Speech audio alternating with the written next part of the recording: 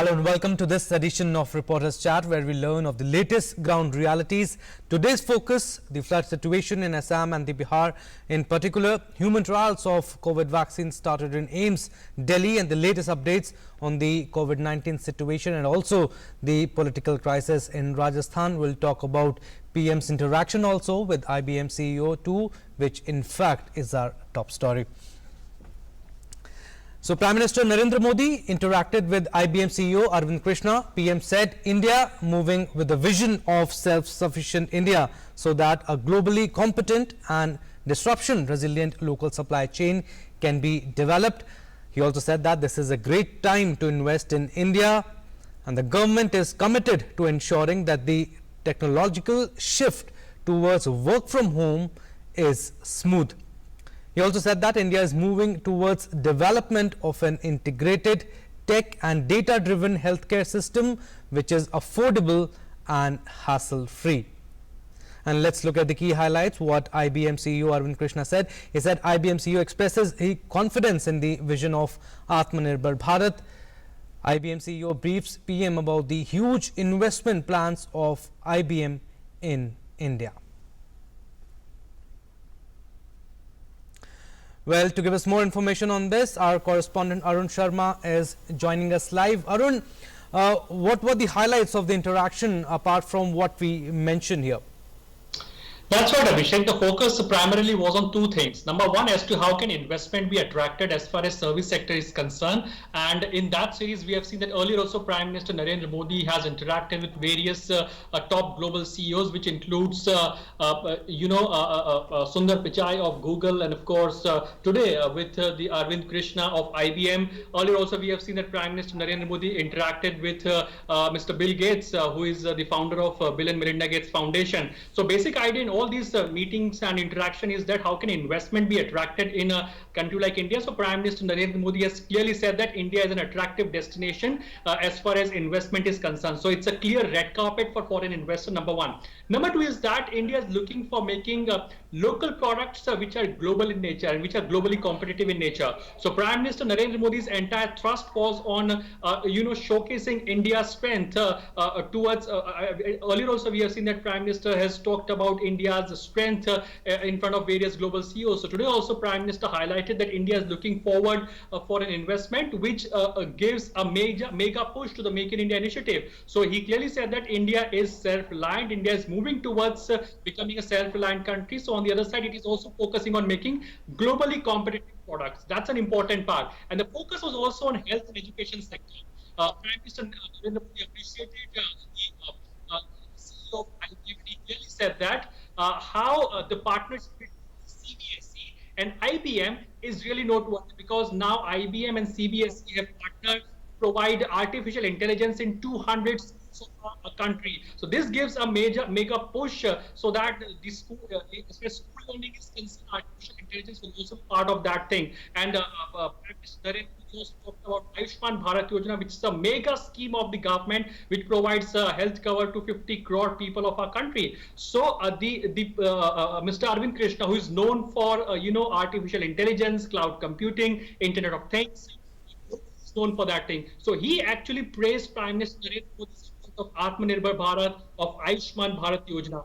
All in all, the idea is here to attract investment in, of course, now in the services sector. Earlier, we have seen that government has announced a 20 lakh crore of mega incentive for various sectors in our country, which includes primarily the MSME sector and the manufacturing sector. And now the focus is completely on the services sector as well.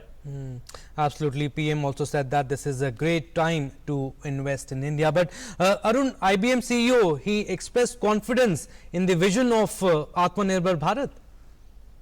Oh, that's right, because Atmanirbhar Bharat actually serves two purposes. It's a win-win situation for all, for the local people as well, and for the foreign investors as well. On one side, the local units, the MSMEs, the innovators, the local innovators of our country, they do get a big platform with the government incentives and, of course, with government's mega package, what government is talking about Atmanirbhar Bharat. So on the other side, Prime Minister Narendra Modi is ensuring that big investments can come in India. So when these big investments in form form of Google, which has recently announced to invest close to 75,000 crore rupees in India, and now IBM. Now IBM is also saying that we are going to invest and we have mega plans as far as investment in India is concerned. So as of now, when we talk about IBM has close to 1 lakh employees working in India in close to 20 cities. So now IBM is also going on further expansion mode. So this also serves two purpose. On one side, the company like IBM gets a big data, the big manpower or economic infrastructure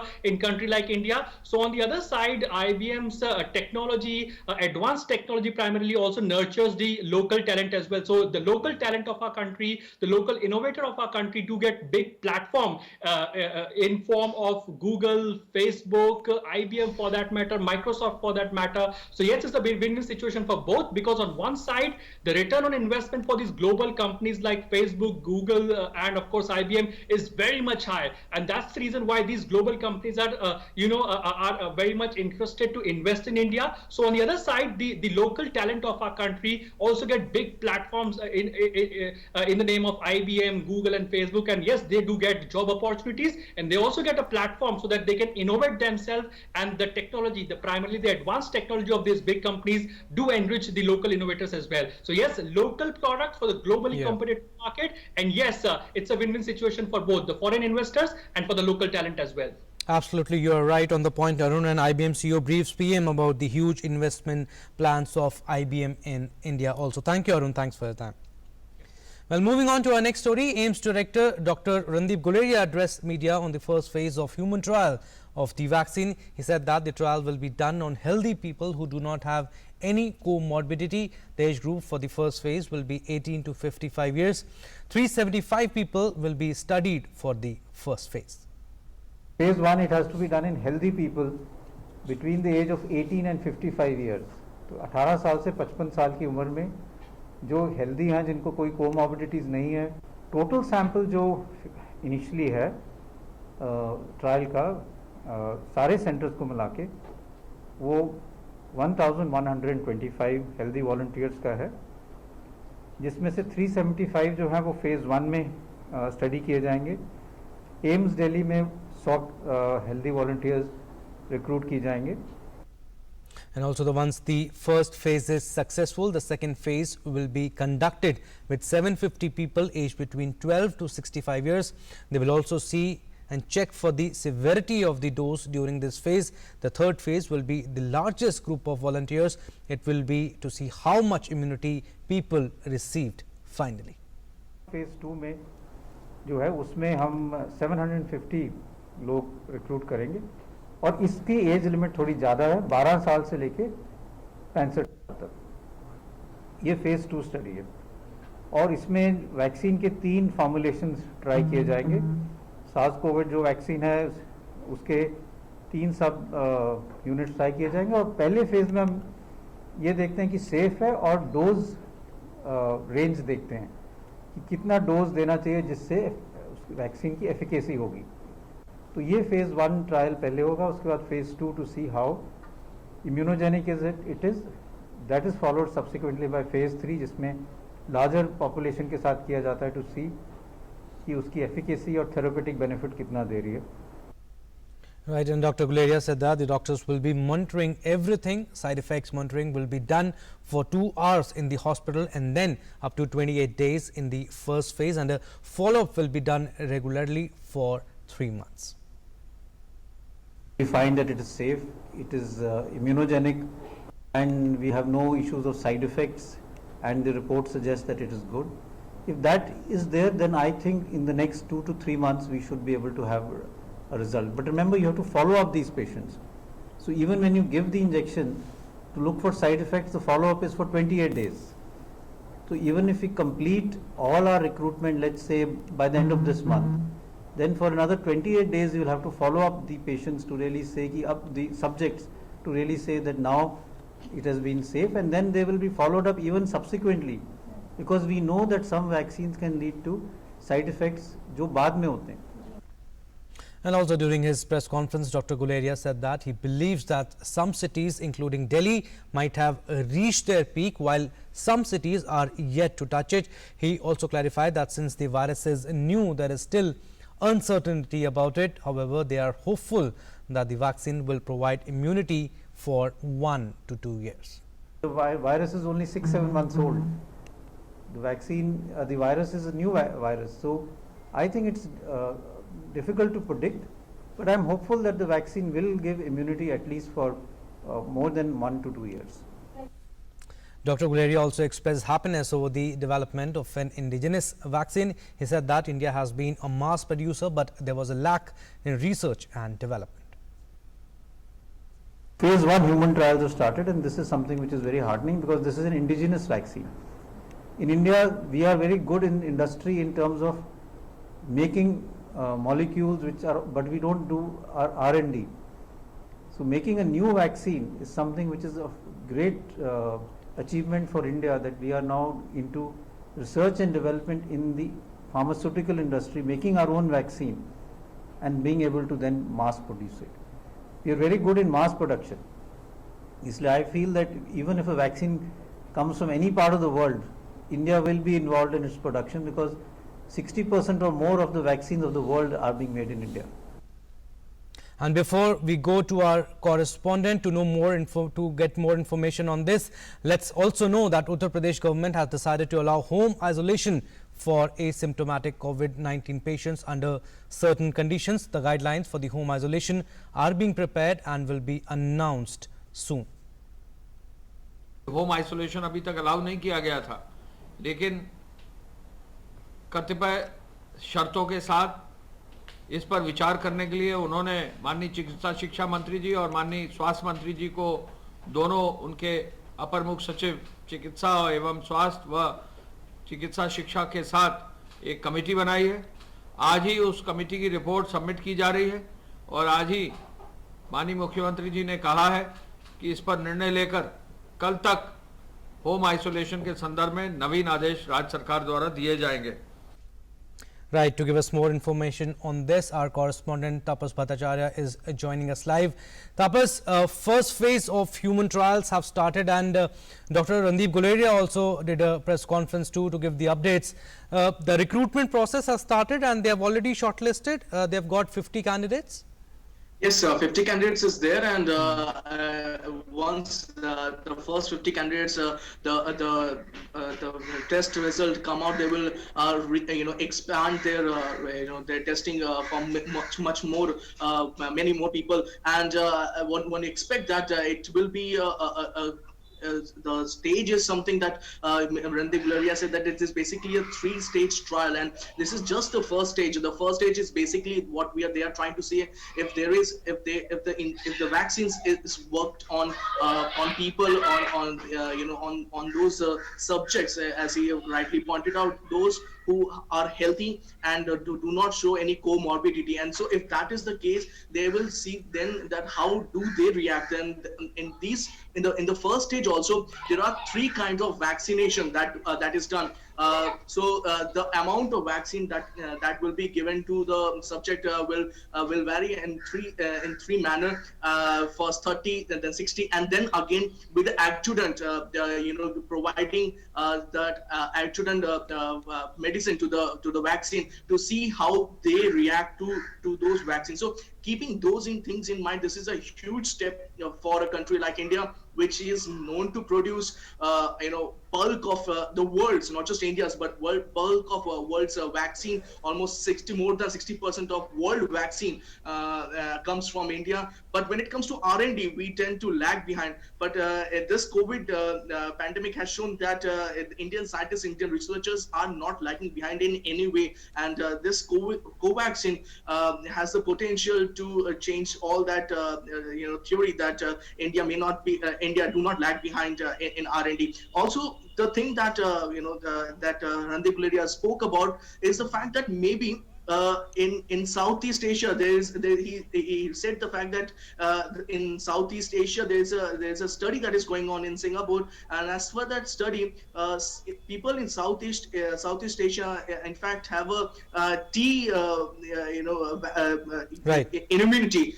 So if you so the kind of immunity that people have there because of past strains of coronaviruses, the people in Southeast Asia have been facing. So keeping those things in mind, they probably the fatality rate is much lower in Southeast Asia rather than in Europe. So that is another important part that he spoke about. And the most important part that he said is that the manner in which all the government agencies have come together and cut the red tape is, remember, for a vaccine to develop in a manner, in a normal manner, it would take a long gestation period. But to cut down the red tapeism, they made sure that no undue red tapeism is there. Right, Tapas. The only thing that they are worried about, they are very concerned, and that the red tapeism does not stop the initial. Right, Tapas. Right. Hold your thoughts. Yeah, hold your thoughts. Tapas will come back to you. Ashutosh Shukla is joining us live from Lucknow. Ashutosh, we talk about, PM also talked about to follow Delhi model, and now big decision by the Uttar Pradesh government. They have decided to allow home isolation for asymptomatic COVID-19 patients. बिल्कुल जिस तरीके से उत्तर प्रदेश सरकार जो है, ये उत्तर प्रदेश की 22 करोड़ की आबादी है, एक बड़ा क्षेत्र है, बड़ी जनसंख्या है, अनेक सारी सरकार की व्यवस्थाएं हैं, बावजूद इसके जो है किसी भी संक्रमण के अतिशय वृद्धि की स्थिति में क्या कुछ किया जा सकता है, सरकार इस पर लगातार विचार कर रही है। और ख़ास तौर पर उस वक्त पर जब कि अनेक ऐसे पेशेंट हैं जो कि अपनी बीमारी को छुपाते हैं, वो घरों में ही अपना इलाज चाहते हैं। इसको लेकर के आज मुख्यमंत्री योगी आदित्यनाथ ने टीम 11 की अपनी कोविड-19 को लेकर के जो उनकी टीम है, टास्क फोर्स है, उसको लेकर के बैठक की थी और इस बात पर विचार करने के लिए कि जो एसिम्प्टोमेटिक हैं, जिन पर जो है संक्रमण का अधिक असर नहीं है, उनको किस तरह से होम क्वारंटाइन, कौन सी गाइडलाइन होनी चाहिए, इसके लिए जो है एक समिति का गठन किया था। उस समिति को आज ही देर शाम तक रिपोर्ट देना है और हो सकता है कि देर शाम या देर रात या कल सुबह तक जो है उत्तर प्रदेश सरकार की गाइडलाइनों के साथ जो है होम क्वारंटाइन होने के लिए, होम आइसोलेशन के लिए जो है वो गाइडलाइन सामने आ जाए। उत्तर प्रदेश सरकार का पूरा प्रयास है कि जिन भी क्षेत्रों में ये संक्रमण की दर अधिक है, उन क्षेत्रों में ही उस संक्रमण को रोका जाए। ग्रामीण क्षेत्रों में जहां संक्रमण की दर कम है, वहां पर इसे पहुंचने से रोका जाए, लोगों को अधिक से अधिक जागरूक किया जाए और इसके साथ ही जागरूकता के साथ ही जो इसकी प्राथमिक सुविधाएं हैं, जो प्रिकॉशनरी मेजर्स हैं, उनको लेने के लिए जो है जिला प्रशासन और इसके साथ ही जो लोकल एडमिनिस्ट्रेशन है, उनको सबको जो है अवेयर किया जाए, उनको पूरी तरह से जानकारी दी जाए। इसको लेकर के भी कैंपेन चलाने को लेकर के मुख्यमंत्री का विशेष जोर रहा है। और साथ में सबसे बड़ी बात जो है कि होम क्वारंटाइन होकर के उनको इलाज की सुविधा मिलती रहे, वो सरकार की देखरेख में भी रहे और अपने घर में भी रहे। इसमें संक्रमण की दर उत्तर प्रदेश में अधिक हो सकती है, लेकिन जो है इसमें जोखिम का दर कम है। इसको लेकर के सरकार जो है पूरी तरह से हर स्तर पर विचार कर रही है। जी अभिषेक। Absolutely big step taken by the Uttar Pradesh government. बहुत शुक्रिया आशुतोष हमसे बातचीत करने के लिए। तापस, thank you so much for talking to us and giving us your inputs. Moving on to our next story, a two-judge bench of Rajasthan High Court on Monday resumed hearing on petitions filed by former Rajasthan Deputy Chief Minister Sachin Pilot and 18 other dissident Congress MLAs challenging their disqualification notices from the State Assembly Speaker. On behalf of the Speaker, Abhishek Manu Singhvi made his arguments today, and he said that the notice issued to the 19 MLAs, including Sachin Pilot, by the Speaker of the Legislative Assembly was the privilege of the Speaker. On behalf of the Speaker, Abhishek Manu Singhvi made his arguments, and he said that the notice issued to the 19 MLAs, including Sachin Pilot, by the Speaker of the Legislative Assembly was the privilege of the Speaker. And Abhishek Manu Singhvi argued in the Rajasthan High Court that rebel Sachin Pilot and other rebel MLAs cannot go to court against disqualification notices before the Speaker takes a call on them. Singhvi, representing Rajasthan Speaker CP Joshi, also challenged the rebels' argument that skipping 2 meetings did not mean they were quitting the party. Also, Harish Salve, appearing for Sachin Pilot, said that the demand of Sachin Pilot and fellow legislators was only to change the Chief Minister. His intention is not to topple the government. Well, to give us more information on this, Vishal Beristo, our correspondent, is joining us live. Vishal, good evening. Hearing continued on the third day too. Give us the updates on the hearing.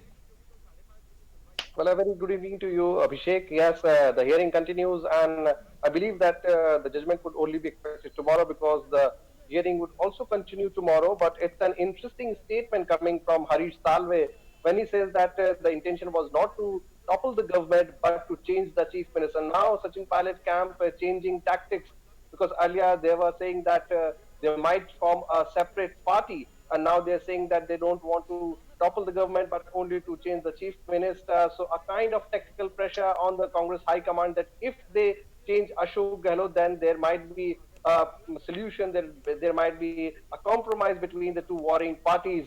So it's an interesting statement, but let me tell you that today Ashok Gehlot was very vocal against Sachin Pilot, and this was the third and the most aggressive attack on Sachin Pilot, in which he said that Sachin Pilot did not deserve to be the PCC chief, and he was telling his supporters that I am not here, and I quote what Ashok Gehlot said about Sachin Pilot, that Sachin Pilot has been saying such things that मैं यहाँ बैंगन बेचने सब्जी बेचने नहीं आया हूँ, मैं यहाँ मुख्यमंत्री बनने आया हूँ.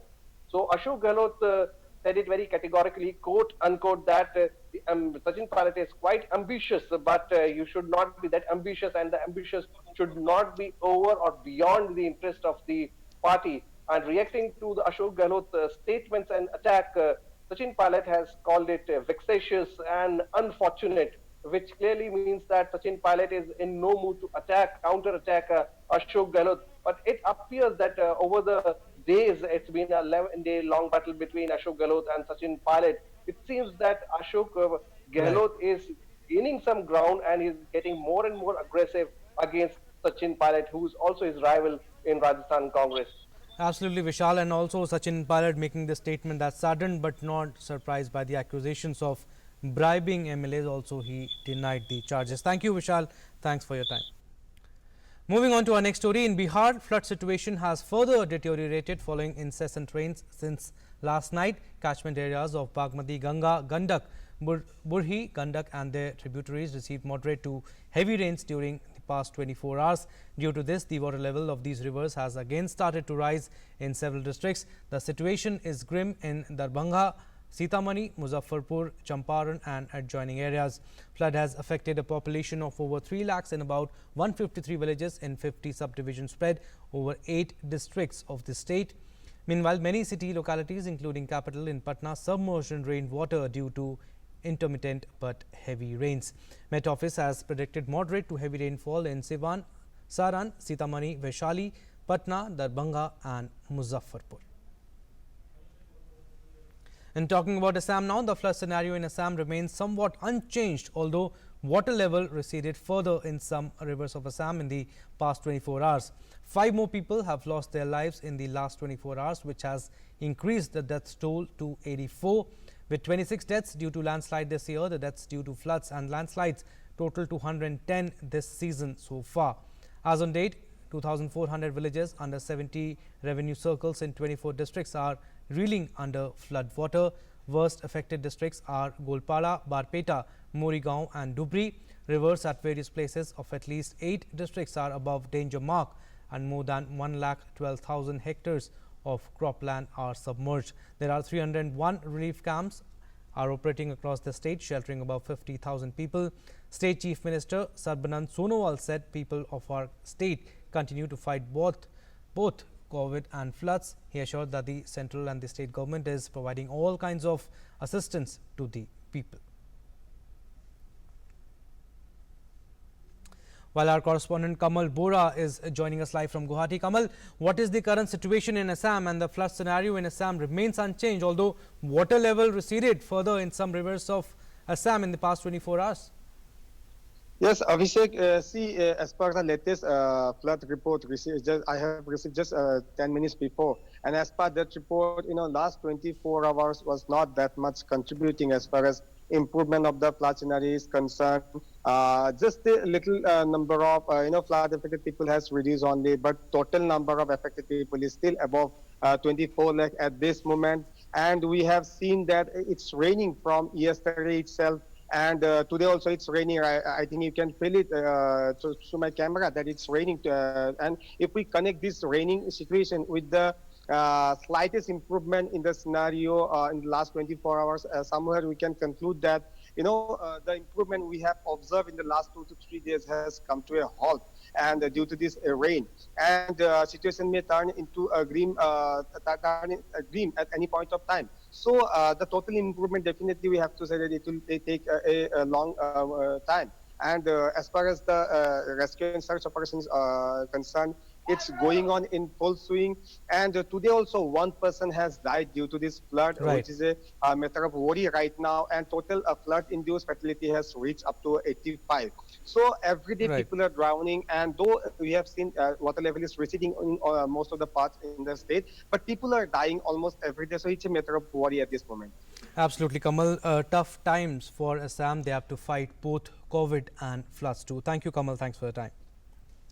Well, that's all we have in Reporters Chat Live. Stay tuned for more news and updates. Namaskar.